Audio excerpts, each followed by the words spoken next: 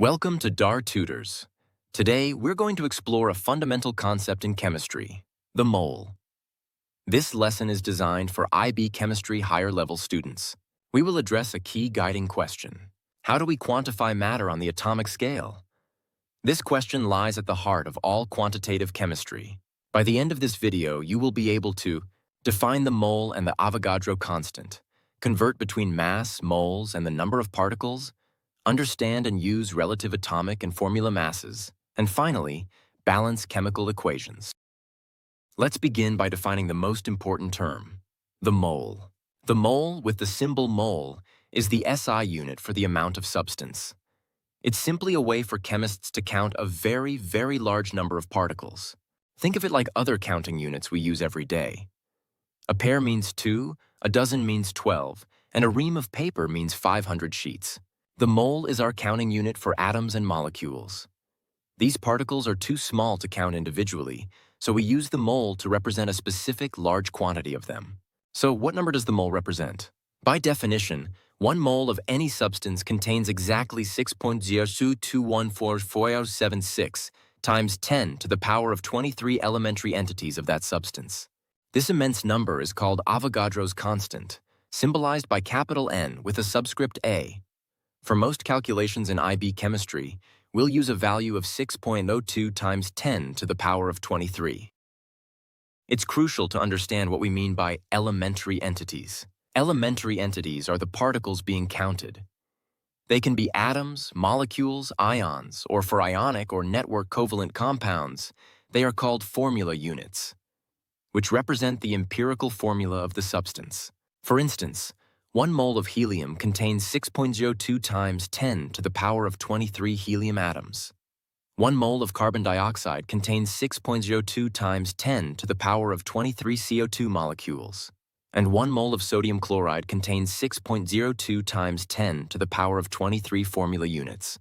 The mole provides an essential link between the world we can see and measure, the macroscopic world, and the world of atoms and molecules. It's the bridge that allows us to connect the macroscopic properties of a substance, like its mass or volume, with its particulate composition at the atomic or molecular level. This bridge is built using Avogadro's constant. Now, let's connect the mole to mass. To do this, we need to understand the concept of relative masses.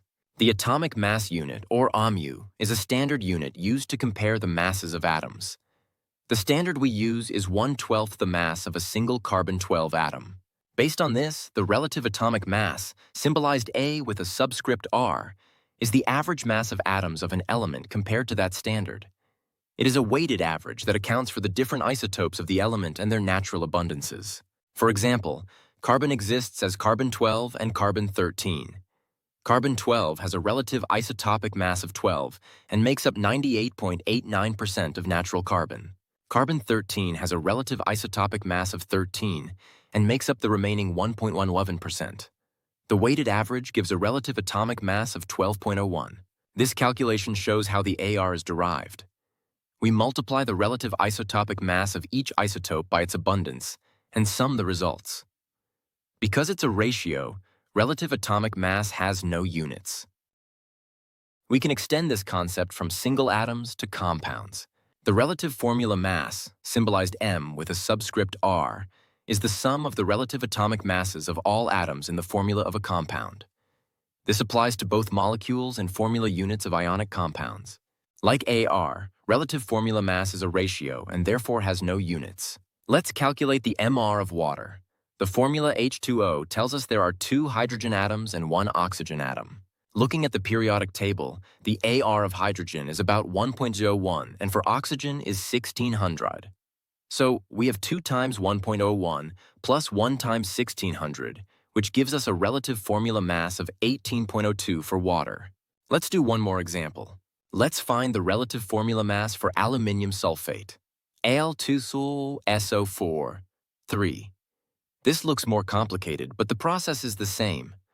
The subscript 2 outside the brackets means there are 2 aluminium atoms. The subscript 3 outside the brackets means there are 3 sulfate ions. Inside the sulfate ion, there is 1 sulfur and 4 oxygen atoms. So the 3 sulfate ions contain a total of 3 sulfur atoms and 3 times 4, which is 12 oxygen atoms. So we sum the relative atomic masses. 2 times Ar of aluminium plus 3 times Ar of sulfur plus 12 times Ar of oxygen. This gives us 342.117. Now we can define molar mass, which is a key concept that links the relative formula mass to the mole.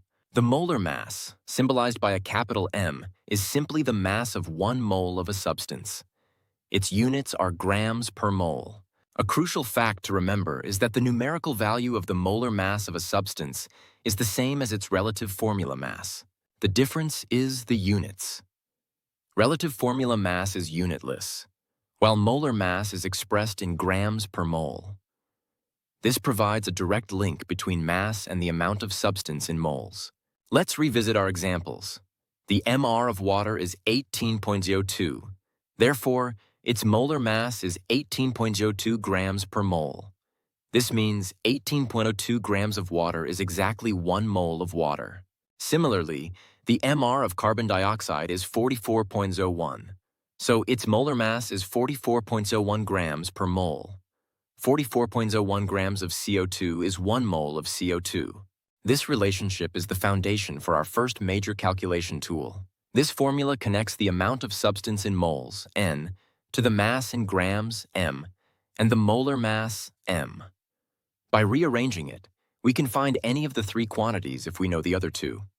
This is an essential equation to memorize.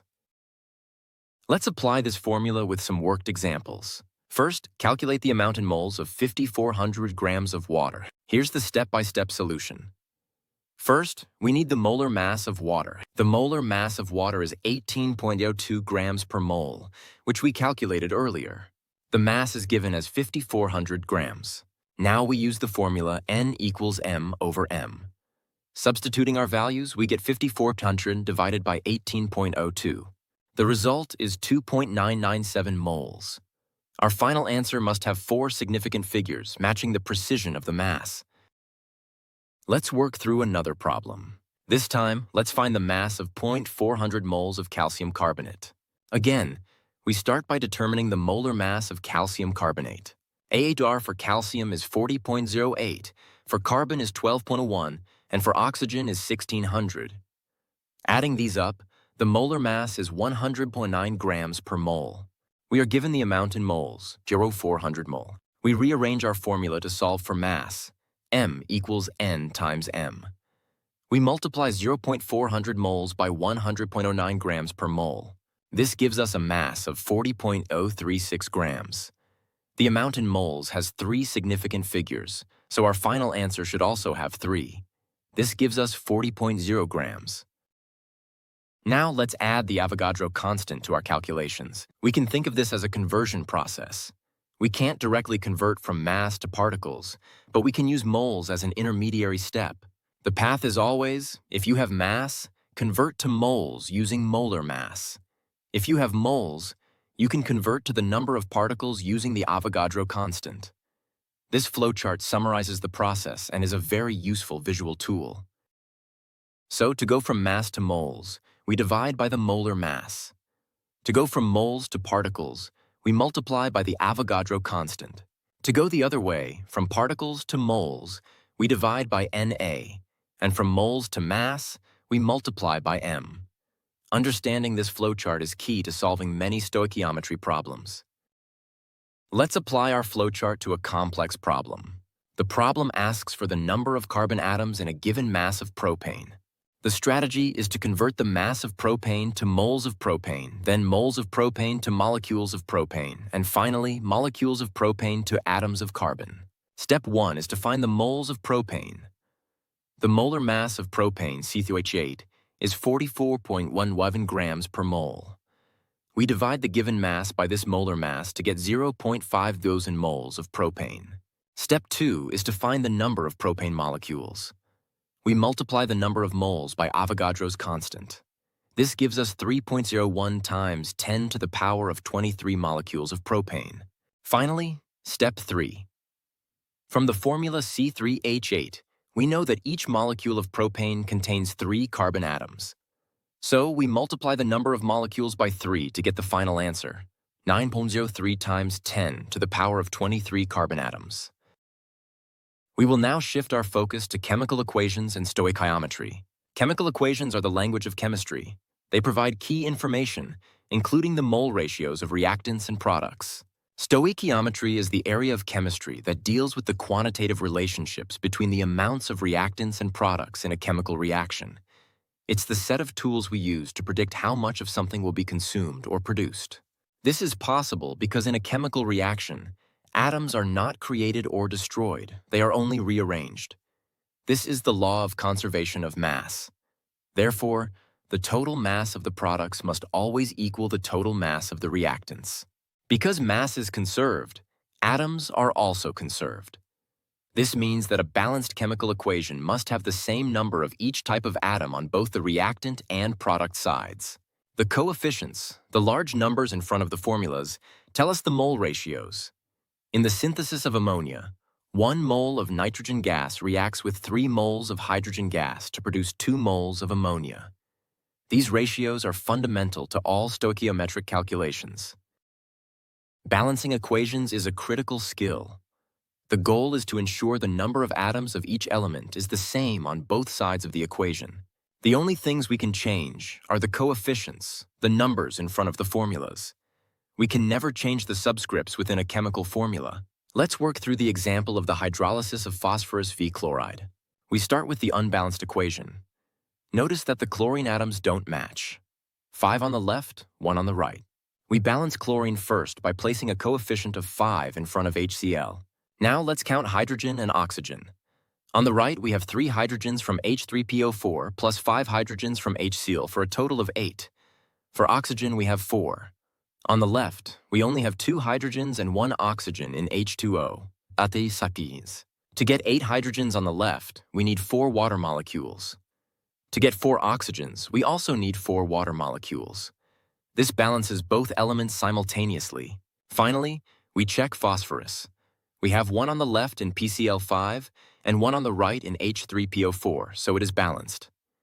The equation is now complete and balanced. Let's try balancing another equation, this time a precipitation reaction. We'll balance the reaction between barium chloride and aluminium sulfate. Here is the unbalanced symbolic equation with state symbols. A useful strategy when polyatomic ions like sulfate, SO42, are involved is to treat them as a single entity and balance the entire group. On the left, we have 3 sulfate ions. On the right, we only have 1 in BaSO4. So we place a coefficient of 3 in front of BaSO4. This also gives us 3 barium atoms on the right. Now we balance barium. Since we have 3 on the right, we need 3 on the left. We place a coefficient of 3 in front of BaCl2. Let's check the other elements. On the left, we now have 3 times 2, which is 6 chlorine atoms. On the right, we have 2 times 3, which is also 6 chlorine atoms. So chlorine is balanced. Aluminium is also balanced with 2 on each side. The equation is now complete. Let's bring everything together. We now know how to convert between mass, moles, and particles, and we know how to use balanced equations. This section of the video is for anyone seeking extra support in IB chemistry. It's designed to reinforce the concepts we've covered today with further practice and expert guidance. If you find these topics challenging or you want to excel in your IB exams, consider contacting DAR Tutors for personalized tuition. We offer expert instruction in IB, A-Level, and IGCSE curricula. Whether you need help with a specific topic or a comprehensive study plan, our tutors are here to support your success.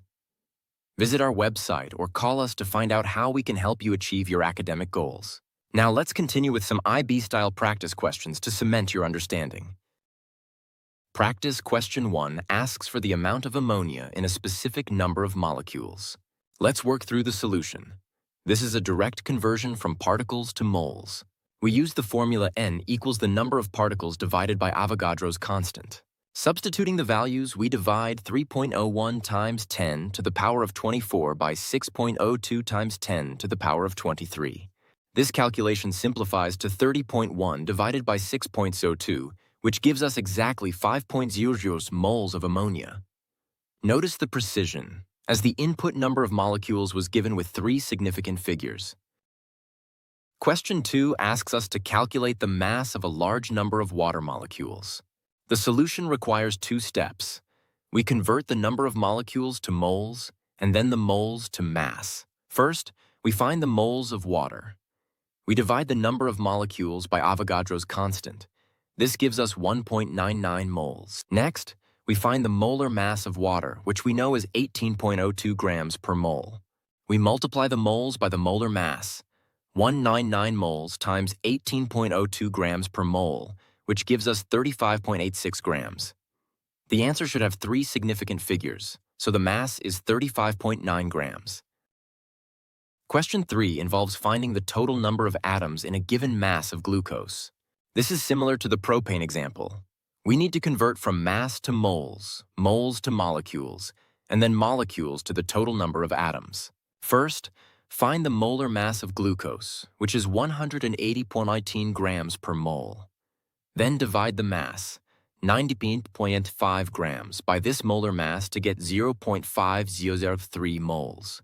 Next, multiply the moles by Avogadro's constant to find the number of glucose molecules, which is 3.012 times 10 to the power of 23. Now, how many atoms are in one molecule of glucose? It's 6 carbon plus 12 hydrogen plus 6 oxygen for a total of 24 atoms. We multiply our number of molecules by 24. This gives a total of 7.23 times 10 to the power of 24 atoms in the sample. This multi-step process is a common IB problem-solving technique. Practice question 4 asks us to balance a relatively simple chemical equation. Let's break this down. The key issue is the number of chlorine atoms. On the left, we have 2 chlorine atoms in Cl2, and on the right, we have 3 in FeCl3. The lowest common multiple of 2 and 3 is 6. We want to get 6 chlorine atoms on both sides. To do this, we put a coefficient of 3 in front of Cl2. Now we have 6 chlorine atoms on the left, and still 3 on the right. To balance the chlorine on the right, we place a coefficient of 2 in front of FeCl3. Let's check our iron atoms. Now that we have a 2 in front of FeCl3, we have 2 iron atoms on the right, but only 1 on the left. So we must place a coefficient of 2 in front of Fe. Now we check everything. 2 irons on the left, 2 on the right. 6 chlorines on the left, 2 times 3 equals 6 on the right. The equation is now fully balanced. Our final practice question is a more challenging balancing problem. This reaction is the roasting of pyrite to produce iron 3 oxide and sulfur dioxide. Let's balance it systematically. We have 2 irons on the right and 1 on the left, so we start with a coefficient of 2 for FeS2. This gives us 4 sulfurs on the left. Since we have 1 SO2, we need 4 SO2 on the right. This balances sulfur. Now let's balance oxygen. On the right, we have 3 oxygens from Fe2O3 plus 8 oxygens from 4SO2 for a total of 11. The left side only has O2. To get 11 oxygen atoms, we need 11 divided by 2, or 5.5 molecules of O2. While this is a technically balanced equation, in chemistry, we generally prefer whole number coefficients for a final balanced equation. We can achieve this by multiplying the entire equation by 2.